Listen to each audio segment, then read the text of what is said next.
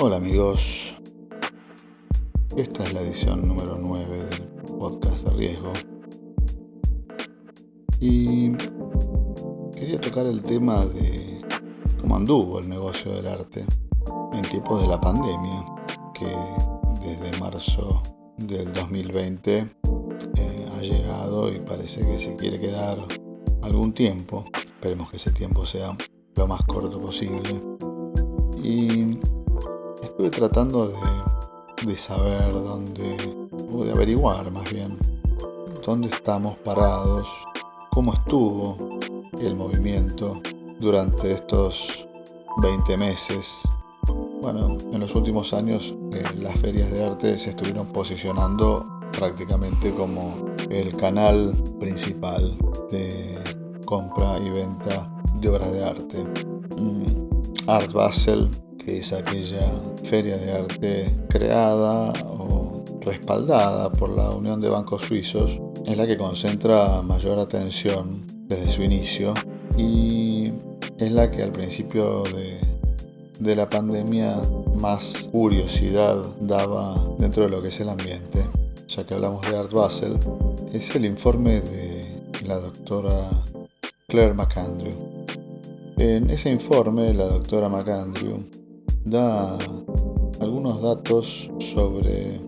cómo la crisis golpeó de manera selectiva a algunos sectores y cómo encontró mejor parados a otros sectores. Los sectores de la economía financiera decididamente anduvieron bastante bien, porque en otras crisis ese sector, por ejemplo la crisis del 2009, cayó un 45% el sector financiero, y en la crisis de la pandemia del coronavirus la situación para este sector, en vez de ser golpeado igual que el resto de las economías internacionales, creció un 32%. Eso es un número a tener en cuenta como para entender el clivaje que existe en el mundo de hoy. Mientras tanto, los sectores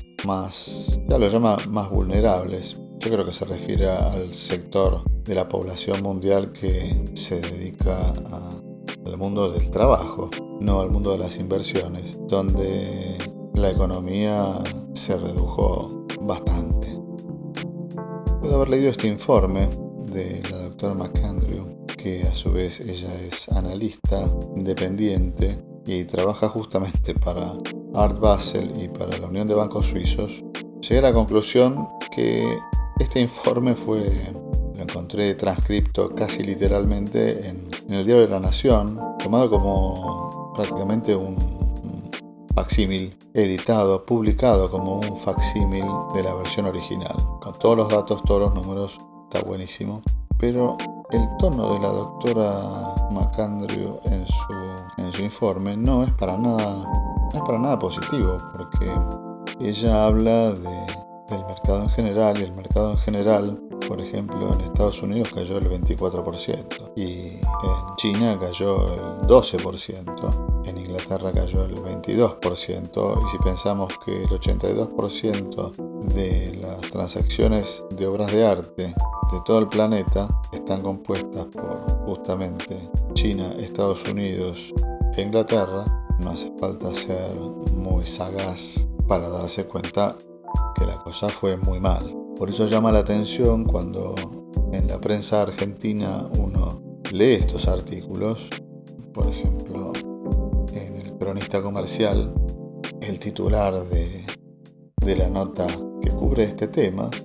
se refiere a que se duplicó la venta online de obras de arte. Y claro, la doctora McAndrew no es la única que se dedicó a hacer su informe anual sobre este tema, sino que la editora del diario The Art Newspaper de Inglaterra, Georgina Adam, digamos que replica esa tonalidad y ese ánimo no tan positivo como el que podemos encontrar aquí en la Argentina. Mas es muy difícil encontrar en la prensa argentina datos sobre el funcionamiento del negocio del arte justamente aquí en el país. Georgina Adam, como decíamos, tematiza justamente el tema de las ventas online y señala que a pesar de haber implementado las OVR, que son las del inglés Online Viewing Rooms, algo así como salas de exhibición online, a pesar de que se hicieron grandes inversiones para tratar de alguna manera de generar interés en las ventas online de una manera creativa, creando estas salas virtuales, porque digamos que se invirtió muchísimo dinero en nuevas tecnologías como para que sea lo más amigable posible. Y ella se refiere a que muchos galeristas y específicamente las ferias internacionales tenían la esperanza de, con estos dispositivos tecnológicos, alcanzar ventas similares a las que, o cercanas a las que generan las ferias en su formato presencial. La cuestión es que no es así, y a pesar de que para hacer una primera vez o para hacer la primera aproximación a este canal de ventas, este tipo de canal de ventas tecnológico, llegaron al 25% de las ventas totales, Georgina Adam lo ve, al igual que Claire McAndrew, lo ve de manera no tan positiva. Ella señala que la experiencia es una experiencia que se reduce a la pantalla de una computadora y realmente tiene atractivo solamente entre los sectores de coleccionistas más jóvenes, más habituados al uso de tecnologías remotas, por lo que califica estos meses, este año y medio largo de pandemia, como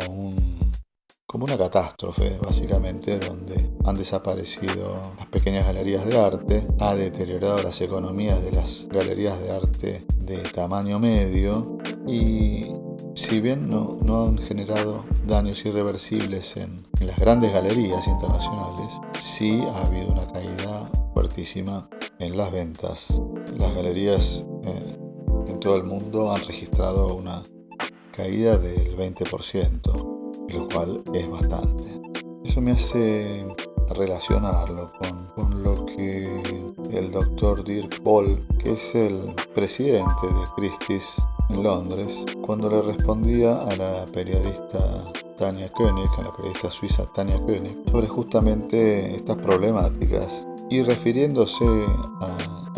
estos nuevos formatos electrónicos tecnológicos de venta online, él decía que en general el coleccionista de arte es un gregario, es una persona que le gusta disfrutar de la vida social, ¿no? Y la vida social en el mercado del arte tiene mucho que ver con el aspecto lúdico que tiene la experiencia de una subasta o de una inauguración,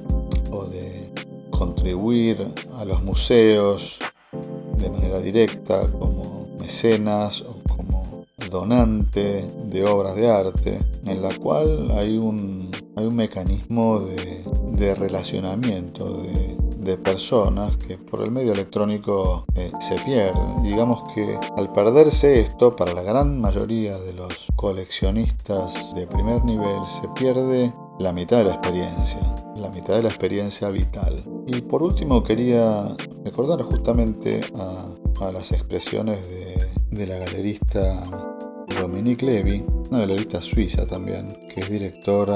fundadora, mejor dicho, de la galería Levy Gorby. Ella comparte esta visión del presidente de Christie's, Dirk Ball. Tan es así que la comparte que en un reportaje que le hicieron en el 2020, ella pronosticó de una manera bastante precisa que las ferias de arte este año, o sea, ese año, el 2020, no iban a abrir sus puertas, no iban a poder, y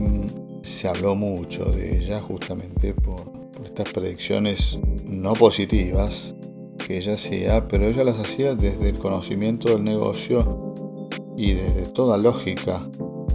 ante un hecho o ante un hecho fortuito de dimensiones planetarias, donde no existen antecedentes, ni existen paliativos, ni existen, al menos en ese momento, ¿no? Ni existe la experiencia de cómo afrontarla. Y ella decía que lo positivo que le deja esta experiencia o lo que le ha dejado la pandemia son algunas certezas. Las certezas, por ejemplo, de que se intentó compensar de alguna manera la presencialidad por medio de los OVRs,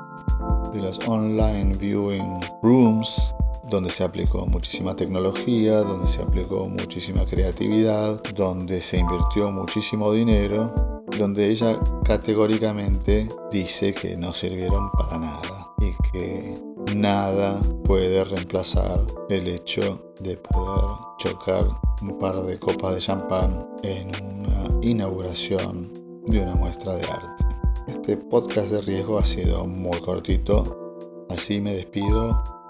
Entonces, esperando que no se hayan aburrido mucho, hasta el próximo podcast de riesgo, que como siempre, nunca sé cuándo será. Chao.